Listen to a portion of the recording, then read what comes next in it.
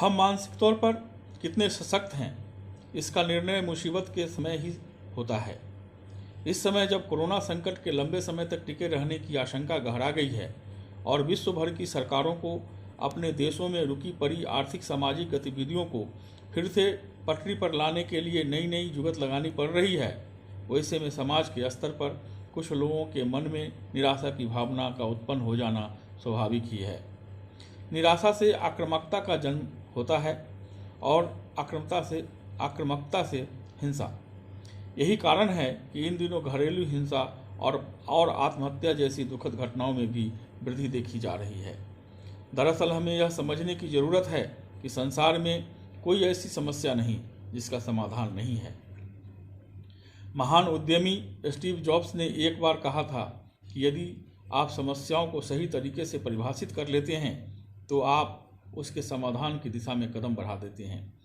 द्वितीय विश्व युद्ध में जापान को भारी नुकसान उठाना पड़ा था, लेकिन अपने आत्मबल से वह फिर उठ खड़ा हुआ। उसने फिर से दौड़ लगाई और वह महान उपलब्धियों का साक्षी बना। हमारी सनातन संस्कृति पर ईसा के पूर्व काल से ही न जाने कितने हमले हुए। इसे मिटाने की तमाम कोशिशें हुई, लेकिन हर बार हम उठ खड़े हुए। 14वीं शताब्दी का प्लेग हो अथवा 20वीं शताब्दी का स्पेनिश फ्लू, इंसानी जज्बे के सम्मुख सबको हार माननी पड़ी। यह कोरोना भी हारेगा। बस हमें इस अंधेरे के उस पार जो उजाला है उसे देखने की आवश्यकता है